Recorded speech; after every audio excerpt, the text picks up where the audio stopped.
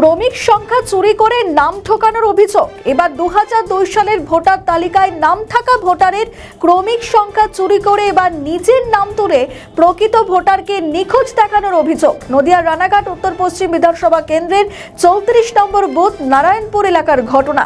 হয়রানির শিকার ভোটার, আর এই বুথের বাসিন্দা নিখিল মণ্ডল। পিতার নাম গজেন মণ্ডলের নাম খসড়া তালিকায় নিখোঁজ বা খুঁজে পাওয়া যাচ্ছে না, এমন তালিকায় প্রকাশ পায়। কিন্তু একই বুথের আরেক বাসিন্দা নিখিল মণ্ডল, পিতার নাম ঋষিপদ মণ্ডল, তার নাম ভোটার খসড়া তালিকায় রয়েছে। অভিযোগ, বিএলও নিজেই কাজটি করেছে। দুজনের বাবার নাম আলাদা, তাও কিভাবে ম্যাপিং হলো?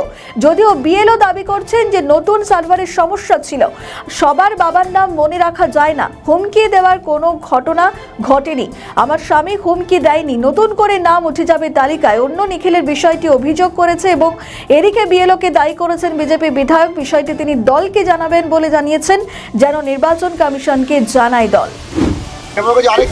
আর এক নিখিল চুরি করে নিয়ে ভোট হয়ে গেছে, আমারটা হচ্ছে না।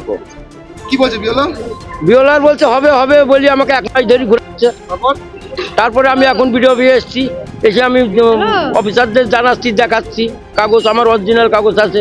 অনেক পার্টির লোকেরাও আমার পাড়ার অনেক গ্রামের লোক বারণ করেছিল, উনি চুরি করে এই এপিকটা ওনার বসিয়ে দিয়েছে এবং আমার গ্রামের একজন ওনাকে এই ফর্মটা ফিল আপ করে দিয়েছে। এইবার আমার সিরিয়াল নাম্বারটা বসিয়ে দিয়েছে। এবার উনি 2002 ইনার নাম ছিল, কিন্তু উনি 2002 নাম নেই, কিন্তু ইনি এটা করে হকবাজি করে উনি এটাকে বসিয়েছে। ম্যাপিং করেছি, কিন্তু এটা ম্যাপিং আমাদের তো ধরেন আমাদের অনেক সময় সাইবার খুব খারাপ গেছে, এসআইএ যে আমাদের নেটওয়ার্ক, তখন হয়তো ভুলবশত আমরা রাত জেগে কাজ করেছি। হ্যাঁ, বাবার নামটার সাথে কিন্তু টোটালি আলাদা, কিন্তু উনি ঠকবাজি করে এই জিনিসটা করছেন। এই আমার গ্রামের ইনি, ওনার কাছে আমি 6 নাম্বার ফর্ম ওনাকে ফিল আপ করে দিয়েছি। হ্যাঁ, 6 নাম্বার। এই যে আমরা এই বিষয়টা আমি ব্যক্তিগতভাবে বিডিও সাহেবকে বারবার বলেছিলাম, বেশ কিছু বিএলওদের নাম চেঞ্জ করবার কথা বলেছিলাম, কিন্তু বিএলও কর্ণপাত করেনি, এই ভিডিও কর্ণপাত করেনি।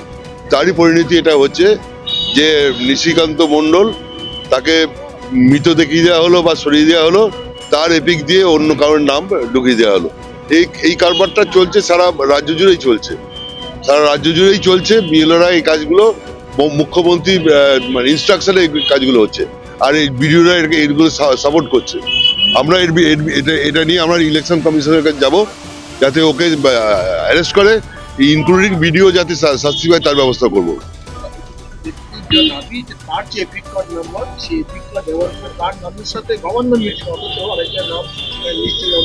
আমি তো সেটাই বলছি যে আমার এপিক কার্ড তোমার উপর চাপিয়ে দিল, দিয়ে আমি বাদ হয়ে গেলাম, তোমার নামটা উঠে গেল। এইটাই তো এদের কারবার। সেই কারবারটা বন্ধ করা শুধু নয়, এখন তো বন্ধ করার প্রশ্ন নেই, এখন যাতে তার শাস্তির ব্যবস্থা হয়, সেই জন্য আমরা একদম ইলেকশন কমিশনের কাছে আমি নিজে যাবো, নিজে বলবো, এবং আমাদের যে রাজ্য অফিস থেকেও যাতে ইলেকশন কমিশনের কাছে এই রিপোর্টটা করে তার ব্যবস্থা করবো। কোনো টেকনিক্যাল পাবে না, সম্পূর্ণ ইচ্ছাকৃতভাবে পুরো বিএলওর কাজ এটা, বাই দ্য ইনস্ট্রাক্টেড বাই হচ্ছে Mamata Banerjee CM as well as এখানে ভিডিও, এদের ইনস্ট্রাকশনে এগুলো হয়েছে। আমাদের ভিডিও ভালো লাগলে লাইক ও শেয়ার করুন, কমেন্ট সেকশনে আপনাদের মতামত জানান। আরও ভিডিও পেতে আমাদের চ্যানেলটিকে সাবস্ক্রাইব করুন এবং প্রতি মুহূর্তে খবরের আপডেট পেতে প্রেস করুন বেল আইকন।